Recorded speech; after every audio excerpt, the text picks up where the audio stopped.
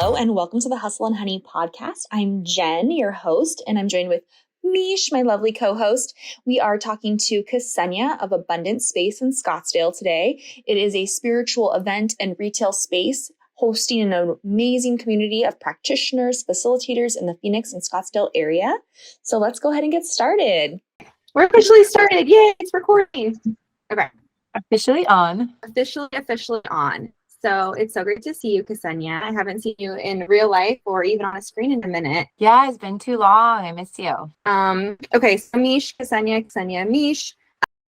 We'll start with kind of the whole purpose of this podcast is to check in with other small business owners, like women-owned businesses.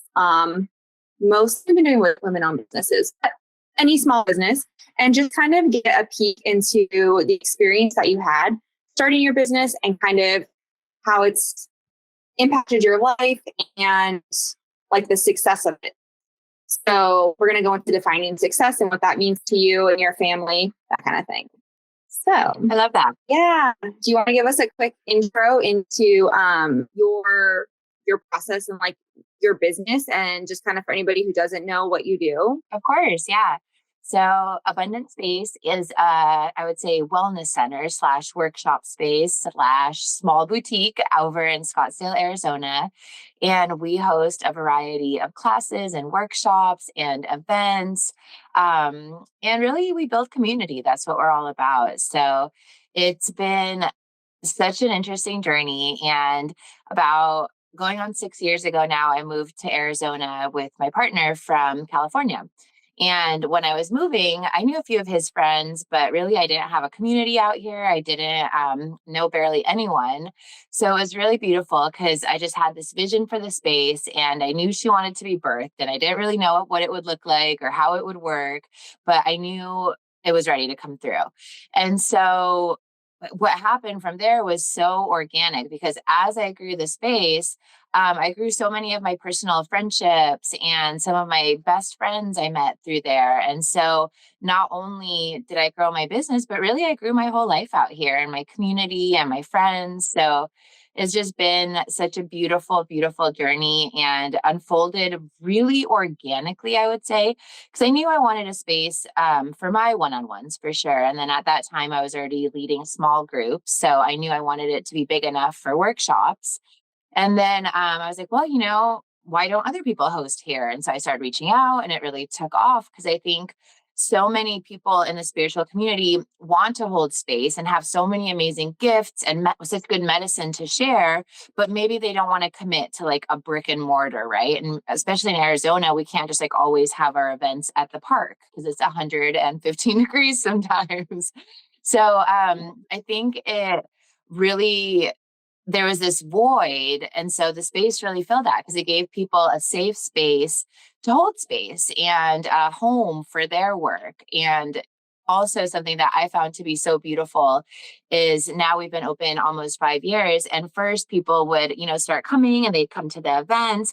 And then all of a sudden you could see them like internally feeling like, ooh, I have magic to share. Ooh, like, they feel that call to also want to hold space. And so eventually, maybe a week, maybe 3 months, maybe a year later, they reach out and they say, Kseniya, I really want to bring, a workshop to the space. And I'm like, yes, of course, this is what it's all about. And so the space is really unique too, in the way that I'm very supportive with people's first times, because I know what that feels like to have a workshop or have an event for the first time. And it's so nerve-wracking, there's so many things you don't know. And even just from the logistics of marketing or promotion, and then to, the actual holding space, there's so much to cover. So I really love working with people that are just stepping out in that way and just stepping into their facilitatorship. And it's so beautiful because, the first time it's so nerve-wracking. And then all of a sudden time goes by and they're like pros and they're having these beautiful events and they're growing this beautiful community in their business. So it's been so fun to see in so many different ways. And like I said, some of my very best friends I wouldn't have met if it wasn't for the space. So it's been so supportive in so many ways to me, not just, as a business financially, but also on a soul level, on an energetic level and a spiritual level. So it's been really beautiful to witness. Yeah. Yeah, it's a great space. And it is like, that is the word to describe it. It's so beautiful to see how it supports so many different people, and to watch it it shifts and it molds to like the needs of each person. And so I love attending events there. So of course, that's why I was like, I know who we need to talk to, Kseniya. And you kind of already touched on this about why you started your business. What do you think is like the sweetest aspect of your own business and having that space available for you in your community? Oh my gosh, that's a great question. So first, I will say I don't want to glamorize it because there's definitely ups and downs of, being your own business owner. But at the same time, it is so freaking nice to set your own schedule, to work when you want to work, to work how you want to work, to bring in the things that you feel called to, and to maybe phase out things that don't feel aligned anymore. So I think for me, just having that freedom to really express and show up fully and organically how I want to in each given moment. Because I think the thing that happens is we are statically changing. We are not, we are not the same at all times. But what happens is we get into a job or in a position, and it kind of requires us sometimes to be that same person or to show up in that same way, or, has those same requirements versus I feel like humans are changing day to day, hour to hour, week to week. And so it's so beautiful for me as I grow and as I shift and as my interests evolve to also be able to bring that into my own business and really to have my business grow with me in certain ways. And just the freedom, so for those that don't know, a year and a half ago, I had my son, and it was so beautiful because I was still able to run my business. And during his nap times, I would catch up kind of on all the back end things and the flyers and the promotions and the emails. And then, there was months I went when I didn't have to physically be there because it was already self-sufficient. It was running itself. So to have that kind of freedom, especially as a new mom, was so incredible because I feel like sometimes when you come into motherhood, you have to sacrifice, right? It's either you get to go back to work and that's your work, and then you have to sacrifice time from your child, or you choose your child. And it's like, well, work, isn't possible. But for me, it was so beautiful because I was still able to show up and work, which was really nice because like I said, motherhood can be, it's so consuming. So it felt really nice to still have that aspect of me to where I didn't get just swallowed up by it. But also it felt nice since I'm in charge, I'm, the boss. It felt nice to be able to say, okay, well, this week I actually don't want to do anything or any of that. I'll take care of the basics. And from there, that's okay. I can just spend time with Theo. So, and the other part of that is, like I said, we're always evolving, always shifting. So what that looked like at 3 months is very different from now. He's a year and a half, and I do have more space and I do have more time. He is more independent. So I can, and call back some more things with my work as well. So to have that flow and freedom has been, I think, my absolute favorite part of owning my own business. I think the other thing with motherhood and like having your own business is it changes so much, so inconsistently too. Like it just goes week to week. And so having that flexibility, I definitely would like put that in my the sweetness category for sure. Okay. So what is something that you would say is going really well in your business? And then kind of like to sandwich these. So one thing that's going really well in your business. And then the second thing is like one thing that you struggled with and how you're like handling that. So I don't know which one you want to answer first, but kind of I think about. think right now I can start with what's going really well. It's really nice because the space has been open for 5 years, and I would say it has a pretty good presence in the community now. So whereas before the first year, it was a lot of outreach. I was reaching out to a lot of facilitators. I was going to a lot of events. There was a lot of networking. There was a lot of outward action, which was beautiful at that time. But for now, it's really nice because, like I said, I'm a new mom, so I don't really have time for all of that in this moment. But as the space has grown, now people are reaching out. So we have, a full calendar. And for me, how that happens is I open up my emails and it's like, it's all there. We have dozens of new facilitators reaching out every month, incredible people reaching out to share their medicine. So it's beautiful because I feel like, whereas in the beginning, I really had to have that outward energy. Now the space is there and it's kind of drawing people in. So it's more an inward pull. So I would say in this moment, that's going really well and really supportive of where I'm at too. Cause, in this moment, I don't have the time to be going, to events, and I'm home for Theo's bedtime every night. So a lot of times events are happening, after 7. And so for me, it's like, well, I'm gonna have to pass on that in this season of my life. So it's really beautiful because it was built and now it's, like I said, it was that outward pull and now it's like that inward pull. So it's been very supportive. The tricky things, let's see. I feel like there's always, I would just say the hardest thing, I think, not just about my business, but just kind of speaking to small business owners and entrepreneurs everywhere, is just like the up and down, right? I just feel like it can be such a constant roller coaster. So you have some weeks that are baller and you have all these bookings and you have all these people booking events and you have all these sales and products and et cetera. And you're like, yes, I'm crushing it. And then, next week you're like, it's like crickets and you're like, wow, like no one's booked a session. No one's bought anything this week. And so it's not the end of the world, but at the same time, it's just like these highs and lows, right? Like you hit the highest sales one day and then it's like the next day it's crickets. So I feel like with any small business owner starting out, especially, it's like that. With any entrepreneur as they're building their business, it's like that.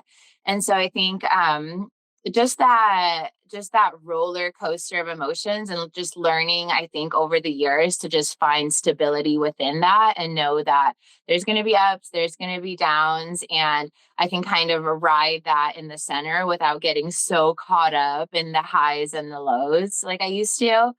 And then it's a lot to stay on top of, for me in this moment. I'm doing all the things. So I'm the space manager, I'm the marketing manager, I'm the, social media manager, I like all the things. So it's a lot of hats to wear. And I think sometimes, finding that balance can be tricky. So I would say those are the two things that I think, I'm guessing, like I said, this is my business, so I can speak for myself for sure, but I would also think this really extends to a lot of other small business owners as well. Just little points to note. Yeah, absolutely. And I think that that's so relevant. I spent a lot of time like processing and like getting through that, because I feel like my businesses have always been kind of like side hustles that have like taken over. And so without like a stability of like, oh, I still have this other like consistent situation over here helping me out, it would be very startling to just jump in and be like, oh, everything's going great. And now it's, where did everyone go? But they always come back. But I mean, it's just learning that to ride that wave, like you said. And that's such a big part of just like the human experience, is like sometimes you're giving and sometimes you're receiving. And you don't know what it's going to be when you own a business and what day it's going to be. And so it can feel really overwhelming if you don't have that regulation or that the skills to regulate through that, which is definitely something I'm still like, yeah. Totally. Yeah. And I think too, with that, a lot of times too, you have to think ahead more so than someone maybe in a traditional position, because you don't have a 401k, getting matched by your company. So you have to set up your Roth IRA and make your own contributions and stay on top of that so that you do have something for retirement. Same with like insurance. You don't have health insurance provided by your employer. So at that point, okay, you have to reach out for private insurance and check out all the options and see what makes sense. So I think there's definitely like a level of responsibility that you take on as well in other aspects of your life that maybe someone with a more traditional 9 to 5 might take for granted. Whereas, when you find yourself as an entrepreneur, you're like, oh, wow, okay, well, I got to figure this out for myself, because there's not going to be a pension, right, once I retire. So what is that going to look like? How can I set myself up for that success later in life? Yeah. And you were actually, I think you posted something about, do small business owners like in the community need advice on like setting up a 401k, and I immediately was like, oh my gosh, I don't have that. And so I had chatted with you, and now I have like, I use like my Acorns app, and I'm like, look at me putting money in there. That's, yeah, it Good. Oh, feels that makes good. me so happy. Yeah, Yeah. yeah, Because, well, it's in a lot of time, our industry too, right? In the spiritual industry, it's something that's really rarely talked about. And so I think it's important to bring that to the forefront and to let people know, like, sure, it's beautiful to be in the flow and to do your thing and to go day by day as, as each thing comes. And the reality of it is, you do want to set yourself up. You want to set your family up. You want to be thinking about the future and be proactive in that way. And nowadays it is so easy. There's so many incredible apps and companies making it, literally it's like a click away. You just have to stay on top of it. So that makes me so happy to hear that you set it up and that you've been utilizing that. It's really beautiful. just like giving Mish a second. Do you want to say anything? You've been so quiet over there. No, I was just thinking that we do have a financial advisor now in the community who wants to work with people in spiritually led business specifically. Yeah. I was like, we should have her on the pod. I love that. Yeah, that would be an incredible resource, I think, to have and for people to have access to. And because it's such an important conversation. And I feel like it's just now being okay to talk about money and to talk about financial planning and to talk about all these things where it's like, there's nothing wrong with it. It's not evil to want to provide for yourself and your family and to want to set yourself up for success. I think it's wise and, important. So I love that these are conversations that are being had more. And I think that, like, especially a soulful person like that, financial advisor like that would be such an incredible guest to have because they would have so many tidbits for all of us. So I look forward to listening to that episode should they agree to join. I actually did have a question. You mentioned that in the beginning you were like going to different events and reaching out to different facilitators. Like how are you finding those people since you had just moved here and you didn't have like the community yet that you were looking for? Like what spaces were you going to or what kind of events were you going to find like your people? Because there's a lot of events that you could go to as a business person and some of them are full of like boring business, not at all like spiritually minded people. Totally. Yeah, That's a it's great not question. aligned. So yeah, right. No, so I wasn't going to like the traditional networking happy hour events. You wouldn't find me there. Although I do think maybe there would be value. I don't know. I mean, I would check one out. I'm open to trying anything, but definitely what I was focused on is reaching out to people specifically, spiritually doing events that I would be interested in. And luckily we have such a huge resource with like Instagram and Facebook and, social media. So I think literally when I first moved, I was just like looking on Facebook and looking at all kinds of different people and like what they were doing and all kinds of things, and just like friending everyone and then seeing what events they were posting and seeing like, oh, wow, that looks cool. Maybe I'll go check that out. Women's circles were a big thing, right? Like, because I knew that A, that's a safe space. And B, there's all kinds of incredible women sharing their gifts in those circles. Also, just different spiritual events as well, right? Like something would pique my interest. I'm like, oh, that looks cool. I'll go check that out. And like I said, it happened really organically because that's the kind of stuff I was interested in anyways when I moved here. So I'm like, oh, well, it's a no-brainer. I can go and, connect with people and also receive what I'm looking to receive in that moment anyways. So definitely it wasn't like the networking, a happy hour type vibe, because that can be, I would imagine, a little stuffy. I haven't attended too many of those myself, but also nowadays I'm seeing events like that do look more fun and are incorporating other aspects or even like meditations or aura photos, all kinds of things. I feel like so many things are becoming more like mainstream and okay, and so they're getting incorporated into other fields and other areas. I feel like 5 years ago I tell people, oh, I own a meditation center, and they're like, oh, cool. And now, people are like, oh, wow, yeah, my boyfriend meditates. They're like, oh yeah, that's right, my mom was talking like, so it's just more mainstream, more common. Yeah, I feel like with the networking, I feel like that is so interesting because you were not from here. And so like I grew up here. And so I feel like I am in that process of building my community, but I also like kind of already have people, but like there's always more to be done. And so it's really interesting hearing your perspective from someone like with a fresh start. And I think that's something that anyone could apply, like no matter where you're starting a business, is like just like get out and do things. And in that you will find your people. Like that is more of that putting it out and then like pulling it back in for sure. 100%. And I think too, just my personality type, I'm pretty outgoing. I'm not, scared to enter a room where I don't know anyone. So that was a huge help because A, for making friends, and then B, too, for letting people know like, oh, hey, cool. Like I'm opening up a center, come by, check it out if you ever want to facilitate. Because that can be really nerve-wracking, I think, for a lot of business owners to put themselves out like that. Luckily, I think too, I feel so passionate about the space and what we're bringing forth. So that kind of overflows. And I was happy to just be like, yeah, here's what we're doing. Come through. So yeah, I had no problems entering rooms where I didn't know anyone and telling people all about it and inviting them to come check it out. I love that concept of this like business model too, because like, yes, it's you and you're like, especially in the beginning, right? Like you're talking about what it is that you do and you're inviting people to come do work with you, but you also get to promote like so many other people, which oftentimes is easier. So you're like, as a byproduct of coming to see this awesome person, you can also come to my space. Yeah. And that's 100% it. That's so true. Cause, like if you look at my Instagram, like very rarely on my business page will I have like a photo of myself. It's usually either the space or product or other people. And like you said, it's easier, like, cause it's not, the space truly isn't really about me. Like I brought her forth and sure, I created her.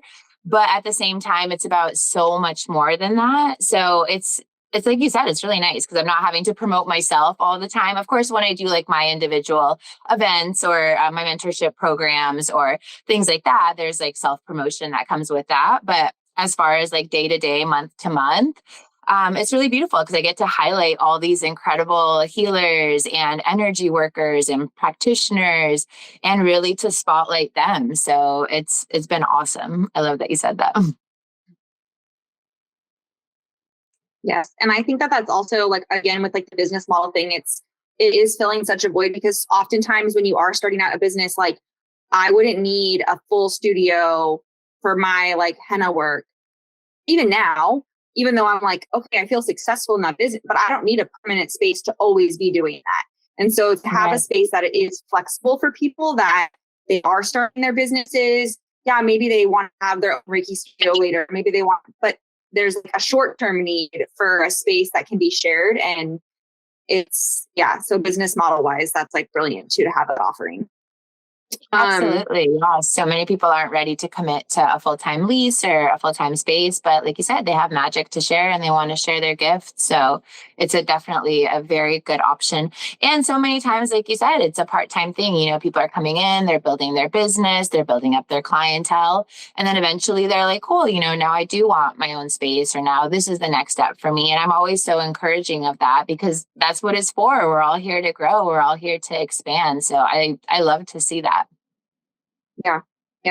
It's been, and I also will say, I feel like your promotion of your community has been really beautiful to watch too. Like you said, you'll promote like for the events that are happening in your space. Obviously that just like makes sense. You're going to promote those, but even just seeing how you like tag people when they have their own spaces or like, just watching the community grow and you promoting them it's just really fascinating to watch. And I love seeing that process of networking because I really don't like that word networking.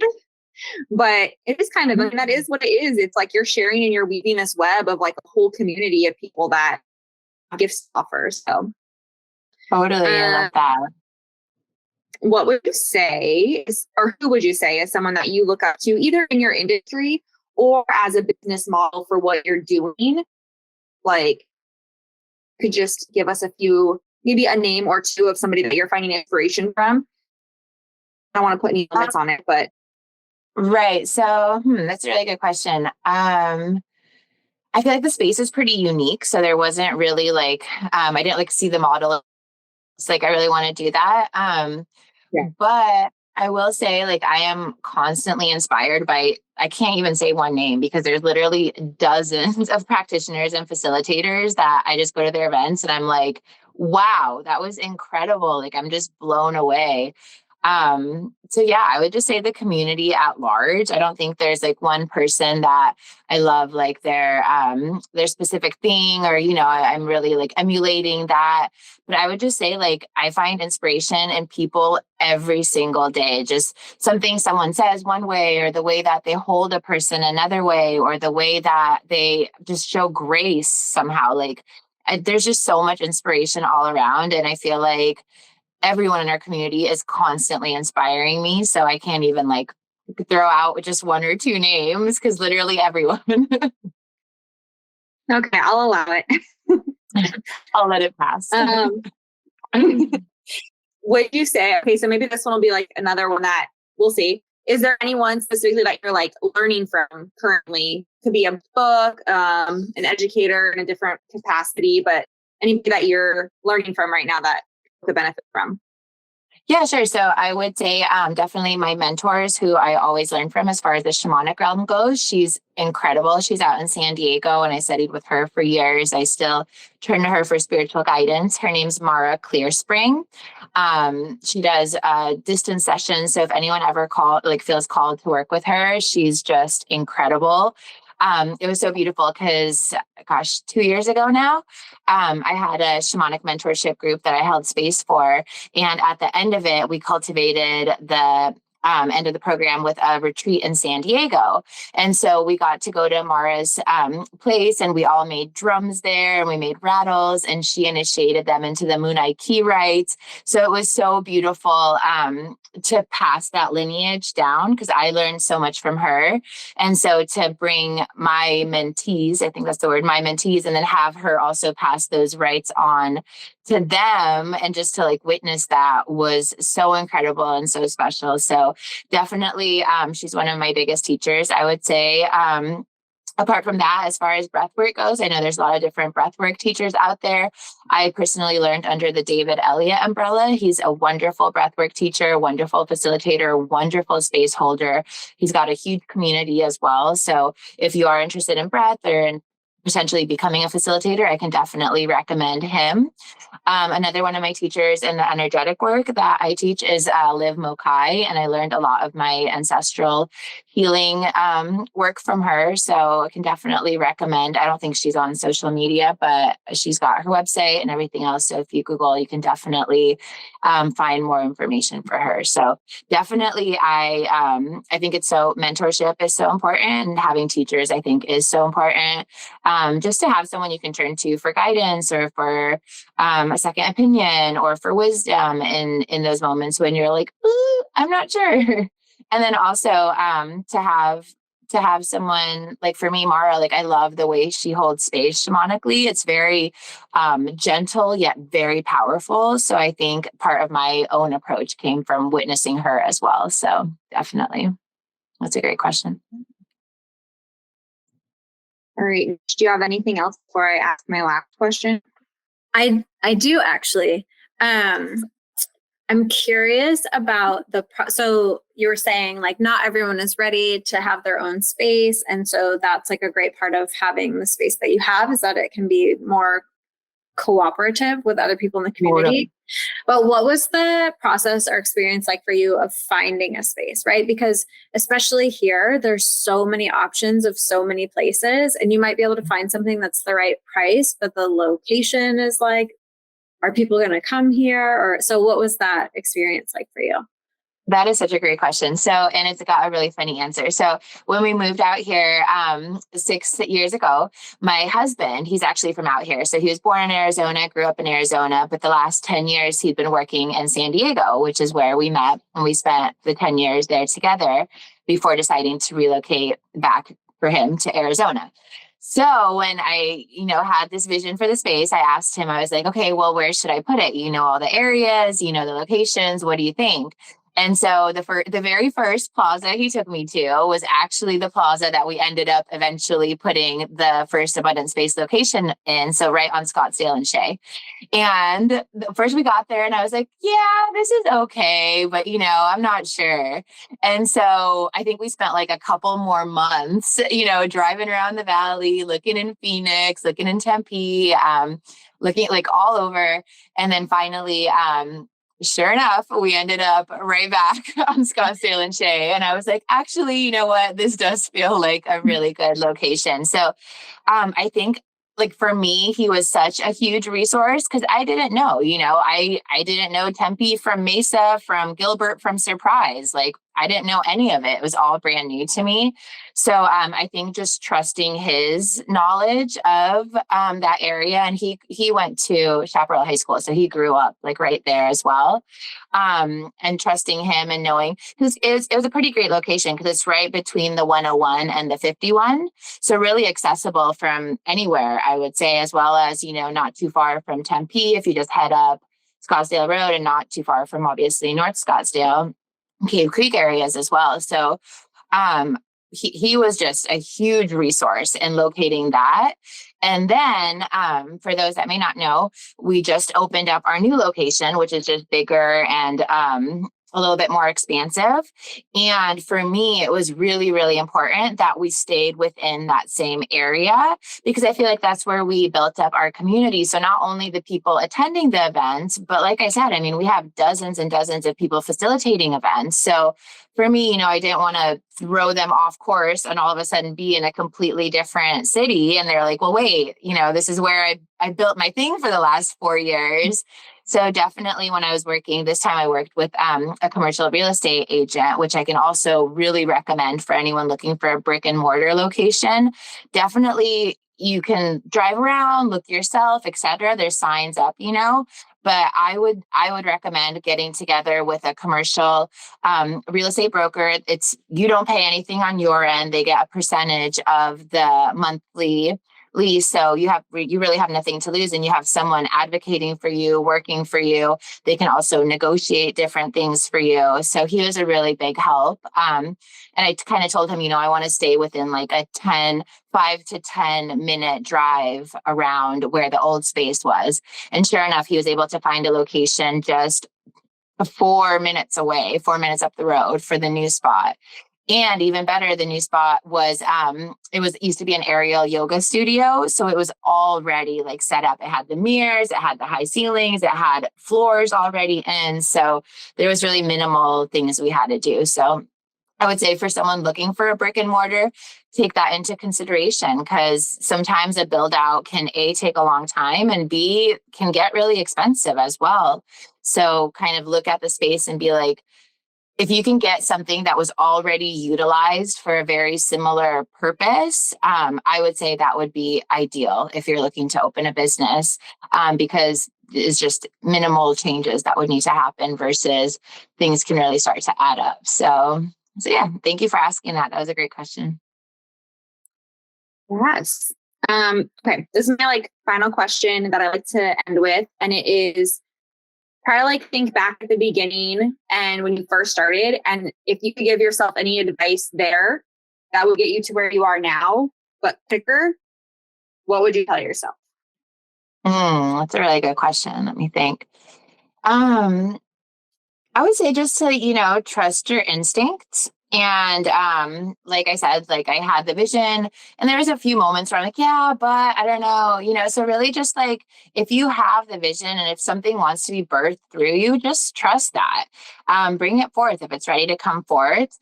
And I will say too, the organization part of it, maybe I would give my younger self some advice, nowadays I keep pretty good books and I'm organized. And on top of that, at first, things were a little bit all over the place. So looking back, I might tell my younger self, hey, get your books in order. This back end stuff is really important, because now what I do is I track everything throughout the month. And then at the end of the month, I do a monthly review. So I see okay, well, what's been really thriving this month?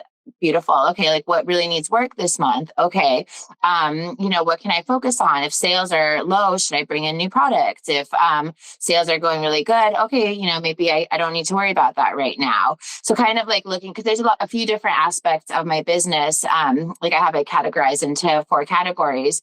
So I look at each one and I kind of review it at the end of the month, and I'm like, okay, what can I pour more love into, and and also what's thriving already. So I think I would say for anyone, that's a really good thing to do, is just to really keep good track of your books, and also to review some people do it quarterly, 4 times a year. I like to do it every month. And then, oh my gosh, the number one piece of advice I can give to any business owner, and I would have given to myself, because this is something that I did not used to do, is to pay yourself first, right? There's so many expenses as a business owner. And before you know it, like all the money could just go either back into the business or towards your daily living, etc. But if you can put away 10% of everything coming in into a separate account for yourself, like as your salary that you just save, it would, like, over time, it just adds and adds up and adds up and adds up. And it is such a powerful practice that I wish someone would have also let me know about sooner. Definitely. So yeah, pay yourself. All my entrepreneurs and small business owners, don't forget to put yourself on the payroll.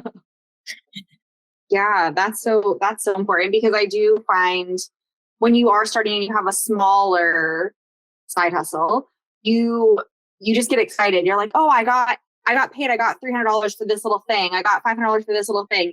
And you often do put it back into your business because it's your baby and you want to. But like actually doing the math of it and being like, okay, before I do anything with this, I need to pay my taxes and I need to pay myself. And just, exactly. I think there's a profit first, which you saying this reminded me that there's still some work that I paused in the middle of the book. So I'm going to go back and look into that. So, but it kind of talks about that, is paying yourself and making sure that you're really taking good inventory. And I also, it took me probably 10 years to be like, I need to sit down at the end of every month, and not just when I feel like it, but actually pick a day consistently every month to go through and add everything up and like look at things. So totally. It's so important. It's so important. I think especially in the spiritual community, because like I said, we're all in our flow and we're like, oh, we'll be provided for and we'll have enough as we go. And it's like, yes. And it's also important to look at the actual numbers and not the actual logistics. And okay, what is that looking like? What, what can we improve on? What can we maybe phase out if it's not working well? So definitely highly recommend a review for sure. Yeah. I will also say that, like, as creative people, like doing that not so fun behind the scenes stuff, like, kind of sucks sometimes. I feel like I'm constantly telling people, like, you can outsource that stuff that you don't want to do, because it's totally taxing. And if it takes away from you being able to put that energy into your business or that creativity into your project, it's not worth it. Yes. And especially when it comes to bookkeeping and things like that, like, what might take you as a creative person like all day to do could take someone who does bookkeeping like 2 hours, and you're paying a minimum amount. Like, people don't want to do it because they don't want to pay, but it's like, what's the cost? Not like how much are you paying someone, but like, what's the cost of thinking that you have to do it all versus just outsourcing some of that work to someone else, especially if it's not your thing. Just don't force yourself to do it. Hire someone to do it and let them do it right. That's such great advice. I feel like as a small business owner, we want to wear all the hats, and it can be hard to give up even one, but then there's so much spaciousness that does get created. And I will say too, there's ways to make it fun. Like on my bookkeeping day, right? Like I always get myself a matcha. So I'm like all energized. I have like my 5 different, I do it like old school in a notebook. So I have like my 5 different colored pencils, and I'm like, organizing things with that. So I make like I take myself somewhere for the day. So I'm not just sitting at home doing it, like a beautiful co-working space or a coffee shop or something. So I'm just like in a different vibe. So you can really make like a little ritual out of it and, make it fun too. Or like you said, freaking outsource it. Nowadays, we are so resourced. There's so many incredible people you can hire just like with the click of a button, like you said, for a very minimal fee, whereas your time and your energy could be so much better used in other ways too. I love that you said that. The one question that I like to ask, Jen, I should have said this before, is what was your first job? Okay, so my first job, I worked at a Round Table Pizza.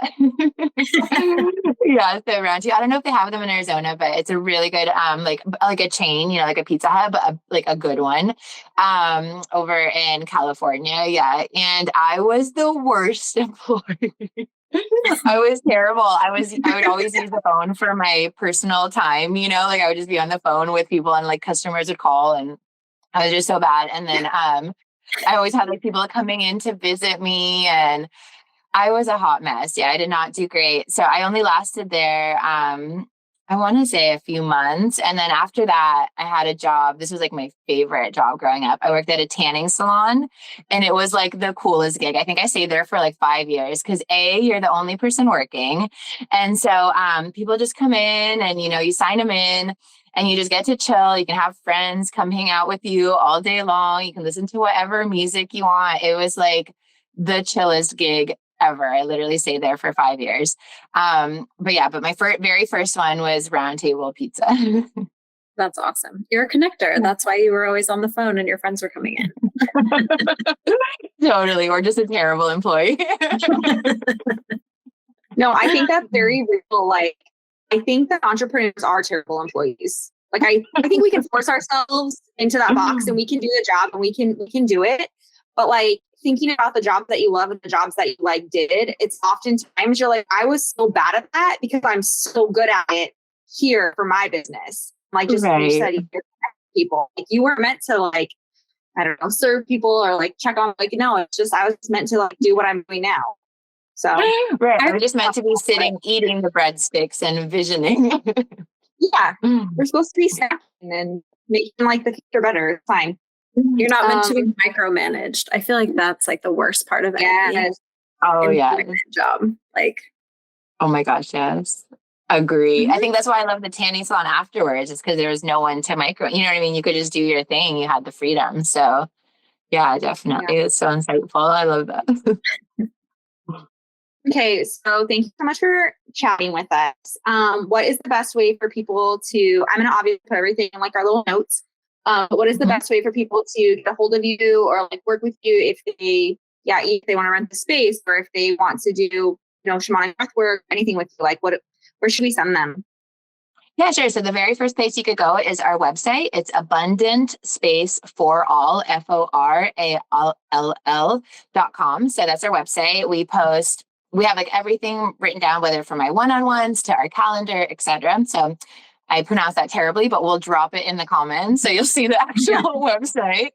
And then we're also on Instagram at Abundant Space. So I post every event on there as well. It's a great way to connect. And if you use Facebook, Abundant Space Conscious Community is our Facebook group. I think we have like over 1,000 people in it now and all about different events and other spiritual things and just community. So that's a beautiful way to plug in. And of course, like I said, we are located on Scottsdale and Thunderbird. So you can also just set up a time or pick an event and come by and see us in person and connect in that way. It's always, I think, the best. Yes. Okay, well, thank you so much, Kseniya. It's been so lovely chatting with you. And I'm sure I'll see you again in person soon sometime Definitely. Soon. Oh my gosh, yes. You got to come hang out and do some henna or just come join us for something. It's been too long. Yeah. I also want to say, like, every time you come join us for an event and do henna, it's always incredible. Some of my very favorite memories at the old space have been with you there. So thank you for sharing your magic as well. Thank you. Thank you so much for joining us today on Hustle and Honey podcast. We are so happy to host a community of creatives and entrepreneurs here in this space. You can find Kseniya at Abundant Space on Instagram or abundantspace.com. You can find me at Jennifer Linshutsky on Instagram and Meesh at Earth Body Cosmic Soul on Instagram as well. I've included the show notes so that you can find everybody that Kseniya has mentioned, and you can follow along with her amazing mentors. You can also find all of her events at abundantspace.com, and you can book my henna services at lalunahenna.com. If you're interested in joining us as a guest on this podcast, please do reach out and email us. We would love to host a wider variety of guests and creatives, and we're always looking to expand our community. Thanks so much.